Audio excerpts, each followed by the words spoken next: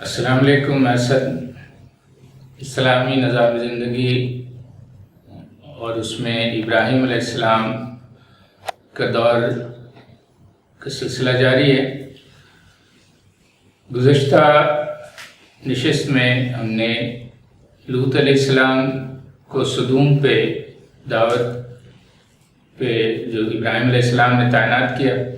اور پھر اس قوم کی تباہی کا جو ہے اجمالاً ذکر کیا۔ اس ضمن میں یہ ہے کہ جب لوط علیہ السلام جو ہے وہاں صدوم میں دعوت و تبلیغ میں مصروف تھے، ابراہیم علیہ السلام نے اس وقت کی ایک اور بڑی ریاست جو مغربی سمت میں واقع ہے یعنی مصر کی ریاست،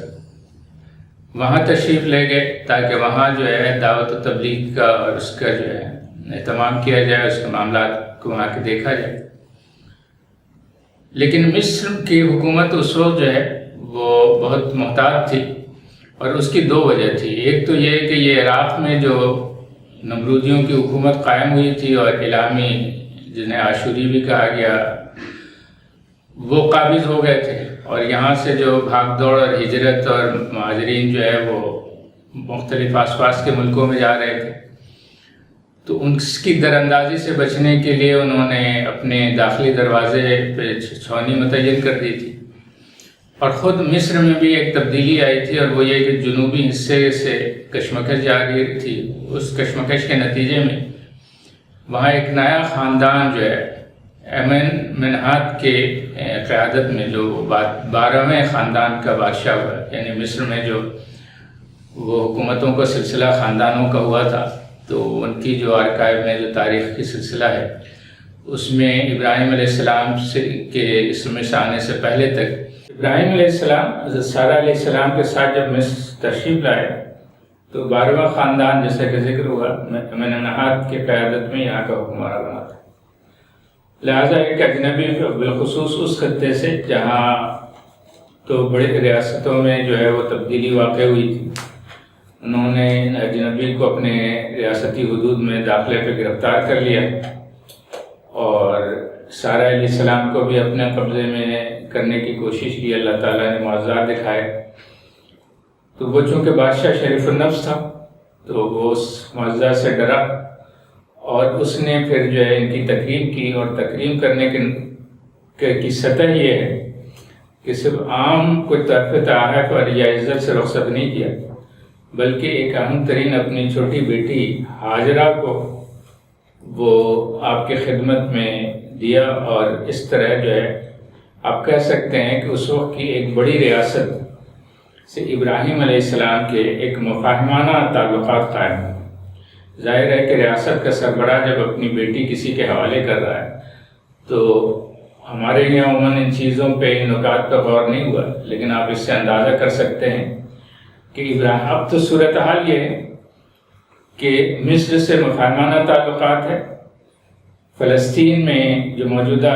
خلیل ہے ہبرون، یہاں ابراہیم علیہ السلام کا ماتحت ملک الصادق حکمراں ہے، ہاران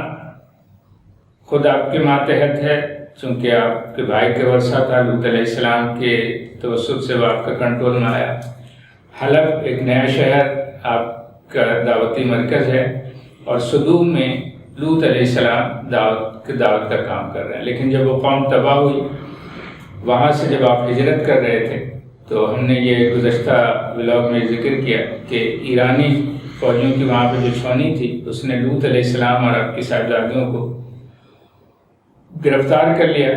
جب ابراہیم علیہ السلام کو اس بات کی اطلاع ملی تو آپ نے ملک الصادق کو سپاہی ان سے مجاہد مانگے، آپ ان کو سپاہی کہہ لیں، فوجی کہہ لیں، مجاہد کہہ لیں،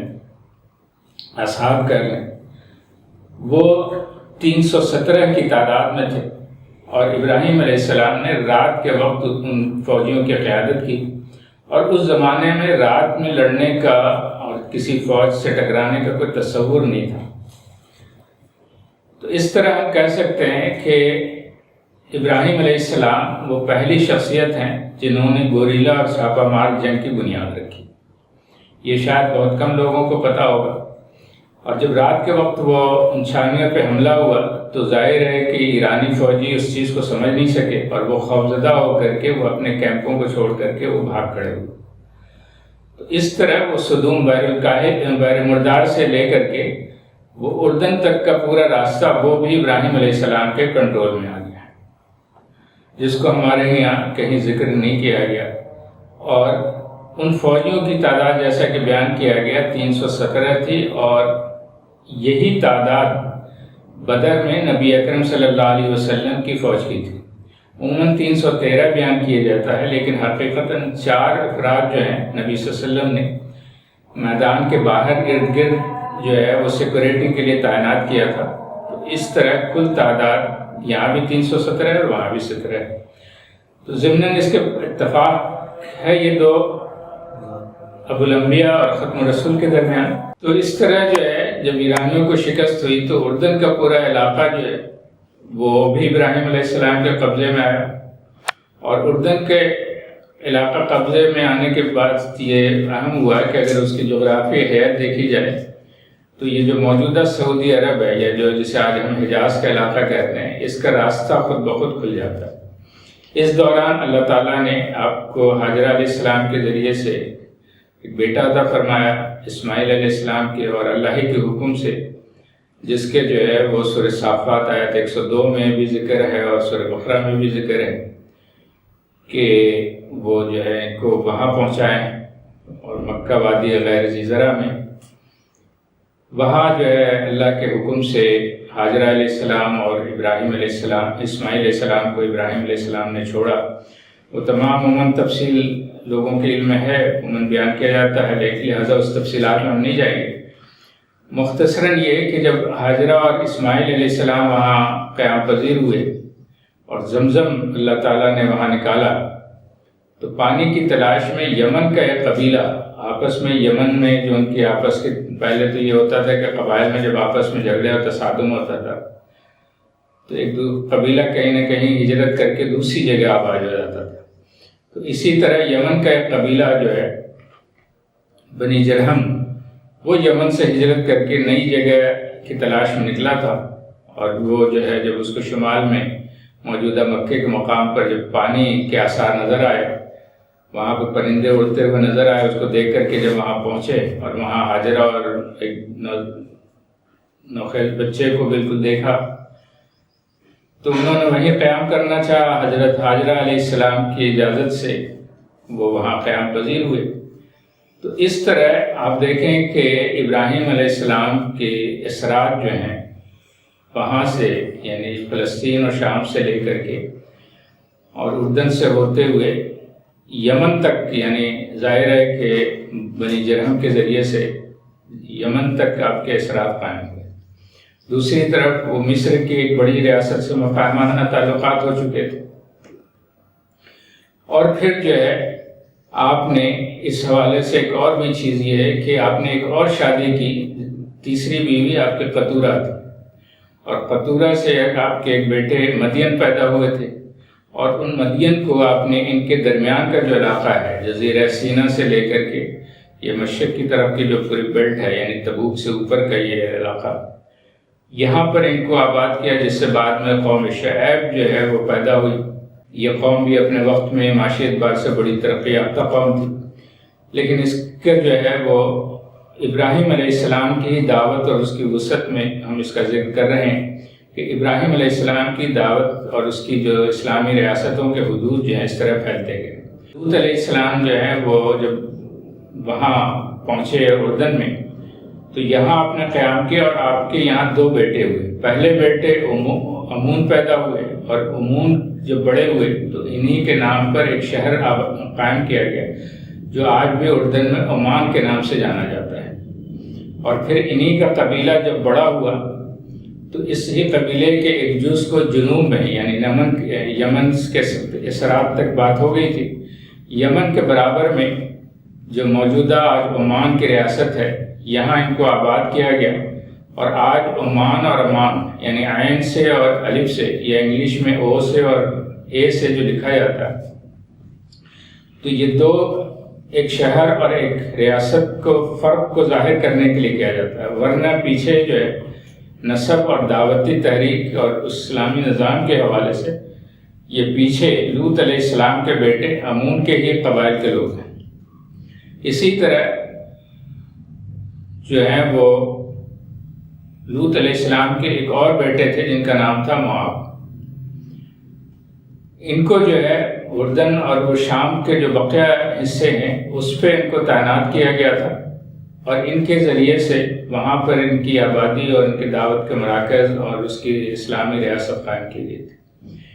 تو یہ اگر اس طرح جو ہے وہ اگر آپ دیکھیں تو یہ ابراہیم علیہ السلام کی دعوت کا مرکز اور اس کے اثرات اور اس کے ظاہر ہے کہ شاید اس کے شرعی قوانین جو صحف ابراہیم کی صورت میں تھے وہ جنوب میں یمن اور عمان سے لے کر کے شمال میں فلسطین تک جو ہے قائم ہوئے، اور پھر اس کے بعد جو ہے جب ابراہیم علیہ السلام کی یہ جدوجہد یہ ساری چیزیں جو ہیں وہ پھیلی اور اس کی ساری چیزیں ہوئیں،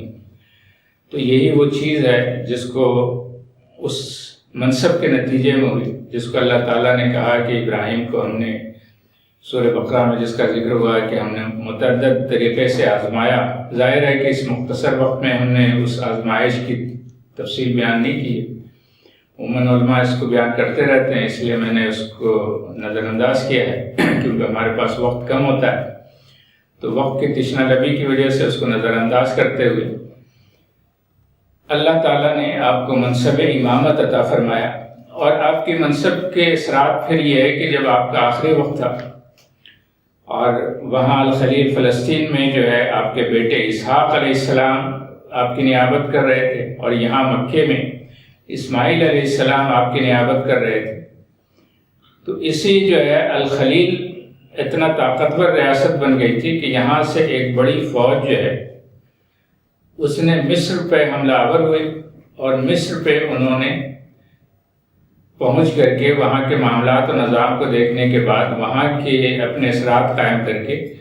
وہاں جو ہے 18ویں صدی میں قبل مسیح میں ایک نئی اسلامی ریاست قائم کرنے میں کامیاب ہوئی جسے تاریخ میں ہیکسوس کہا گیا، اور انہی ہیکسوس میں جب بگاڑ آیا تو بعد میں انہی کی اصلاح کے لیے، چونکہ یہ ہیکسوس ابراہیم علیہ السلام کے امتی تھے اور یوسف علیہ السلام اسی رسول اور اسی شریعت کے نبی تھے، تو اس قوم ہیکسوس کی اصلاح کے لیے اللہ تعالیٰ نے یوسف علیہ السلام کو مبعوث فرمایا۔ دوسری طرف عراق میں بھی ایک بڑی تبدیلی آ چکی تھی، اور یہاں بھی 1800 سال قبل مسیح میں عراق میں ایک اور شخص حکمراں بنا جس کا نام تاریخ میں حمورابی آتا ہے، کھدائی میں اس کے پلیٹس ملے ہیں۔ اس نے بھی اپنی ریاست کے پورے اصول، قواعد، ضوابط جو ہیں وہ صحف ابراہیم کی بنیاد پر رکھی، اور اس کے پلیٹ میں وہ چیز مل جاتی ہے جو سورہ مائدہ میں اللہ تعالیٰ نے ذکر کیا ہے کہ ہم نے بنی اسرائیل پہ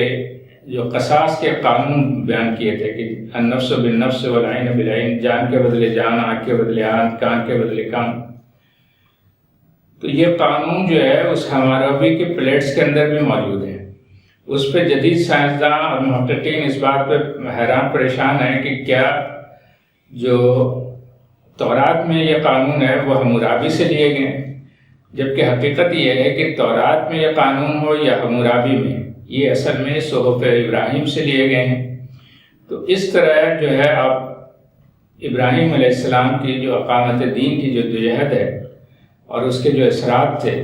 وہ ہم نے دیکھے کہ کس طرح جو ہے ایک بڑی ریاستوں میں اس وقت کی جو مرکزی زمین تھی اور اس میں جو قومیں آباد تھیں، جس میں موجودہ سعودی عرب، یمن، عمان، اردن، شام، مصر، فلسطین، عراق، یہ سارے شامل ہیں۔ تو یہاں تک آج ہم مختصراً ہم نے ابراہیم علیہ السلام کا دور مکمل کیا۔ انشاءاللہ پھر ہم اگلی نشست میں آپ سے یوسف علیہ السلام کے متعلق بات کریں گے۔ ہمیں اجازت دیجیے، اپنا سب کا خیال رکھیے گا۔ والسلام علیکم ورحمۃ اللہ وبرکاتہ۔